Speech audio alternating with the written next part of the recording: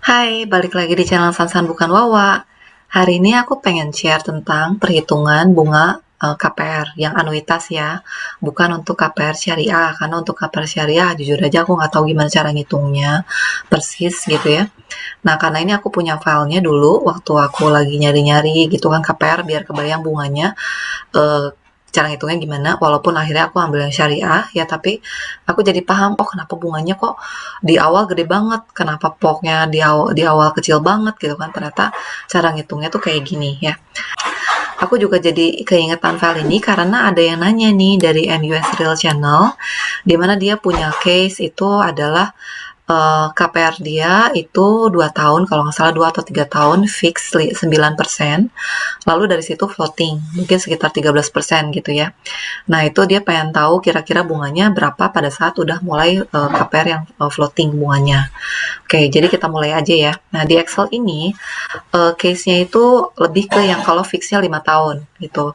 Kalau fixnya 5 tahun, nanti udah di tahun ke-6 baru floating gitu ya. Jadi kalau misalnya kalian misalnya fixnya itu bukan 5 tahun, nanti aku kasih tahu gimana cara nge-adjust filenya gitu ya. Ini sekarang aku kasih tahu dulu case-nya yang kalau fixnya 5 tahun ya. Oh, oke. Nah, jadi contohnya gini, misalnya kalau kalian nyicil rumah, rumahnya tuh harganya 500 juta. Tentunya kalian harus bayar DP kan. Nah, kalau bayar DP, misalnya ada yang 10%, ada yang 20%, ya kan, ada yang 30%. Dulu aku sih 20%.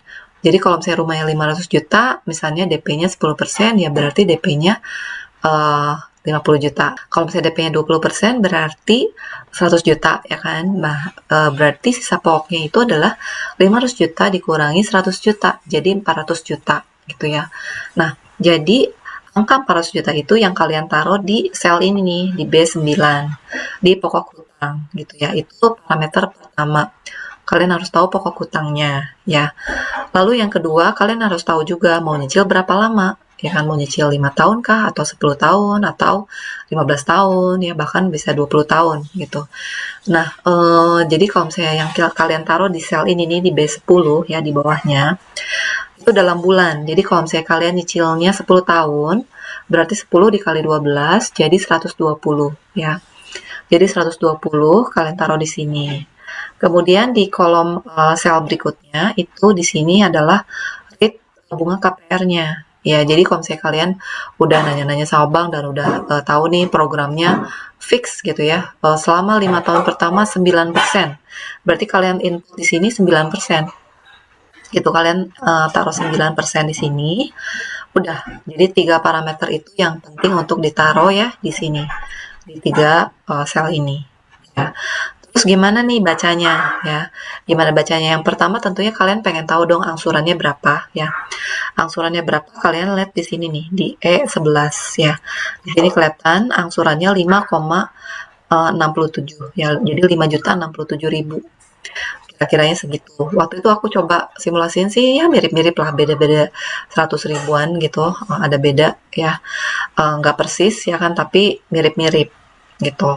Nah, ini bunganya apa angsurannya, dan angsurannya ini tetap ya kan, angsurannya tetap 5 juta sekian. Udah gitu kita lihat nih di tabel bawahnya ya. Di tabel bawahnya itu ada 5 kolom. Yang pertama adalah kolom bulan, lalu ada kolom sisa hutang ya, terus ada angsuran pokok, lalu ada bunga ya, dan total. Yang pertama bulan. Jadi bulan 0 itu berarti pada saat kita baru mulai akad segala macam ya kan, oh hutangnya berapa ya, masih 400 juta ya. Lalu mulai beres akad biasanya langsung nyicil gitu. Bahkan biasanya pas lagi akad tuh ada persyaratan harus mulai nyicil yang pertama gitu. Nah, cicilan pertama berapa? Ini 5.067.000. Tapi dari 5.067.000 itu kan ada proporsi untuk pokoknya sama proporsi untuk bunganya. Inilah proporsinya gitu. Jadi bunganya 3 juta, ya bunganya 3 juta, angsuran pokoknya 2.067.000 gitu. Lihat ya, itu proporsinya lumayan kan, ada selisih 1 juta, bunganya gede banget 3 juta. Sementara pokoknya cuma 2 jutaan ya kan. Inilah emang kalau misalnya KPR anuitas kayak gitu, bunganya tuh gede di awal tapi makin lama makin turun. Sementara pokoknya pertama kecil, makin lama makin naik gitu. Jadi emang berlawanan gitu. Sementara angsurannya tetap gitu. Nah, jadi kalau dilihat kan angsuran pokoknya baru berkurang 2 jutaan, 2 juta sekian ya, 2.067.000, makanya sisa pokoknya adalah masih segini, 397 sekian, gitu. Aku scroll ke bawah, ya misalnya ceritanya kita udah nyicil setahun nih. Udah nyicil setahun, berarti bulan ke-12 ya, bulan ke-12, sisa utangnya 374 juta. Ya, di sini angsuran pokoknya udah nambah dari 2 juta tadi berapa 67.000 jadi 2 juta 244 ya kan, dan bunganya juga udah berkurang jadi 2 juta 822.000 ya, angsurannya tetap sama ya. Nah, di sini sisa utangnya 374.000 ya. Nah, angsuran pokoknya udah dibayarkan berapa, kalian kalau misalnya mau tahu ya ini di blok aja ya, di highlight sel-sel ini yang angsuran pokoknya, dan dilihat di sini ada sumnya 25.800 gitu. Jadi pokoknya tuh baru terbayarkan sekian. Emang kesannya kayak kecil banget ya. Bayar 5 juta gitu, mikirnya kayak udah keluar 60 juta, ternyata pokoknya baru keluar baru kecicil 25 juta sekian gitu. Oke, nah terus ya, kalian lihat sampai bawah. Nih sampai bulan ke-60. Ini di akhir tahun kelima. Di akhir tahun kelima ini sisa pokoknya adalah 244 juta. Angsuran pokoknya udah dibayarkan 155 juta, bunganya dibayarkan 148 juta ya. Gitu. Nah, di sini sisa utang udah berkurang lumayan banyak jadi 244 juta ya. Itu ceritanya sampai akhir tahun kelima. Lalu mulai masuk awal tahun ke-6, di mana ceritanya udah berubah nih, fixnya udah bunganya udah nggak fix lagi. Kita udah mulai masuk skenario yang bunganya floating ya. Bunga floating itu artinya apa? Bunga floating itu bisa naik turun, ngikutin dari Bank Indonesia netapin bunga. Bisa turun, bisa naik. Bisa lebih turun dari 9%, bisa aja. Misalnya ternyata pas di tahun ke-6 kebijakan dari Bank Indonesia bunganya turun, bisa aja lebih kecil dari 9%. Bisa juga naik gitu loh. Nah, jadi kalau misalnya di sini kita pakai skenario yang misalnya worst dulu lah gitu ya. Kita bikin misalnya floatingnya di 13% gitu ya. Nah, sekarang kalian beralih dari kolom-kolom A sampai E ini, kalian masuk ke kolom H sampai L gitu ya. Nah, dari kolom H sampai L ini gitu. Nah, di sini kalian lihat ya di sel ini ya. Jadi di pokok hutang yang ini sebenarnya mengacu dari pokok hutang yang ini loh, gitu, yang 244 juta dipindahin ke sini, ya. Lalu kemudian tenor months-nya. Nah, tenor months-nya kalian harus sesuaikan. Jadi kalau misalnya tadi kan kita udah tahu, oh kita mau nyicil 10 tahun. Sementara fix-nya itu 5 tahun, itu ada di kolom A sampai E ya.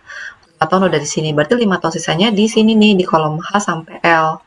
Ya, makanya tenor months-nya kita harus sesuaikan, yaitu jadi 5 tahun sisa dikali 12 berarti 60 bulan. Jadi di sini kalian harus ganti jadi 60. Gitu. Kalian ganti jadi 60, lalu taruh rate floating-nya 13%. Gitu ya.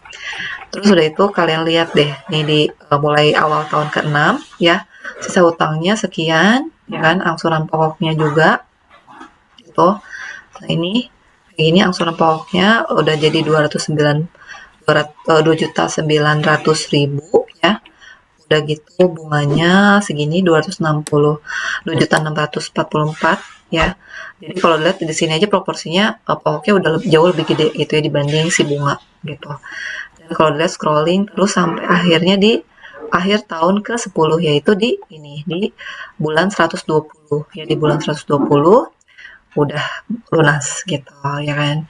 Jadi kalau dilihat ya di akhir-akhir tahun ke-10 gitu ya, ini angsuran pokoknya udah gede banget, bunganya udah kecil banget. Yang ngasih udah cuma ratusan ribu, angsuran pokoknya udah hampir kayak sebesar nilai cicilannya. Oh ya, nah cicilannya sendiri berapa? Yaitu ini, 5.553.000. Ya kalau dilihat bedanya 500 ribuan ya sama waktu 5 tahun pertama. Beda jauh gitu. Beda, ya lumayan lah 500 ribuan. Ya ini asumsi kalau 13%. Gitu. Ya dimana sebenarnya kan akan floating bisa naik turun. Jadi ya angsurannya akan bisa naik turun gitu.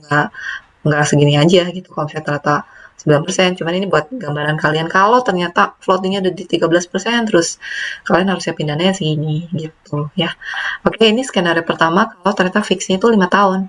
Lalu gimana kalau fixnya itu nggak 5 tahun, lebih kecil gitu ya, misalnya 2 tahun atau 3 tahun. Kayak case dari MJS Real Channel, dia apa namanya, fix 2 tahun kalau nggak salah. Itu gimana kita pakai Excel ini ya. Oke, nah kita balik lagi ke kolom yang A sampai E ya. Kita samain misalnya pokok utangnya 400 juta dan cicilannya emang mau 10 tahun tetap, dan di fixnya 9% ya.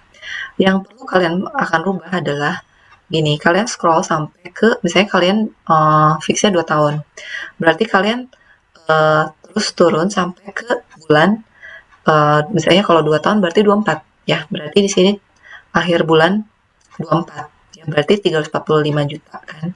Nah, terus yang di sini di kolom di sel I9 ini kan sebenarnya mengacu ke akhir tahun kelima ya, akhir bulan 60. Ini kalian harus rubah ke akhir bulan 24 yaitu ke sel B38 gitu loh ya. Jadi di sini kalian harus rubah ke B38 gitu. Ya, jadi ini ngacu ke yang di sini 345 juta ya. Lalu untuk tenor bulannya juga kalian harus sesuaikan. Ya, kalau kalian udah cicil 2 tahun, berarti sisa cicilan lagi adalah 8 tahun. Berarti 8 kali 12 jadi 96. Ya. Nah, di sini kalian ganti jadi 96 gitu. Misalnya floatingnya 13% ya. Nah, setelah kalian rubah, lalu kalian lihat angsurannya jadi segini, 5.800.000. Jadi lebih gede ya tentulah karena kalian baru fix 9%-nya kan baru 2 tahun gitu. Nah, terus kita lihat nih ya. Nah, yang akan agak jadi bikin bingung adalah di sini karena kan ini programnya Excel ini diprogram untuk yang fixnya 6 bulan 5 tahun gitu ya, fix 5 tahun 60 bulan.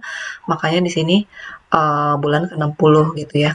Di sini bulan 61. Nah, jadi itu artinya bulan 61 tuh artinya adalah bulan ke-25 loh gitu. Mulai di awal tahun ketiga kalian nyicil. Jadi di sini tuh 61 tuh artinya sama dengan 25 gitu. Ya, jadi misalnya kalau kalian udah fix misalnya udah tahu mau ngambil di suatu bank yang fixnya itu 2 tahun, ya kalian bisa nanti rubah file Excel-nya buat bikin oh ini bulannya adalah 25. Terus diganti sampai ke bawah gitu ya. Sampai kalian lihat nih sisa utangnya itu 0 ya. Jadi kalau dilihat di sini ya kan 96 ya kan, count 96. Jadi dia dari atas sampai ke bulan 156 yang di sini artinya ini tuh adalah bulan ke 120 gitu sebenarnya ya. Itu ini bulan 120. Jadi kalian di sini udah 0 gitu, artinya udah lunas di sini, udah benar-benar udah 10 tahun gitu. Oke, semoga jadi kalian kebayang gimana cara pakai Excel-nya ya. Ya kan, dan kalau dilihat ya di akhir tahun mulai di tahun ke-10 ini angsuran pokoknya itu udah hampir mendekati nilai cicilan angsuran ya kan, 5.800.000. Di sini udah 5 jutaan juga, bunganya udah tinggal ratusan ribu gitu. Oke, jadi ini cara kalian pakai Excel-nya ya. Semoga bermanfaat juga buat kalian. Jangan lupa untuk share video ini ke teman-teman kalian kalau misalnya menurut kalian video ini bermanfaat. Jangan lupa komen, kalau masih ada yang bingung bisa tanya ya, dan juga jangan lupa like video ini dan subscribe channel aku buat yang belum subscribe. Oke, sampai jumpa di video berikutnya. Dadah.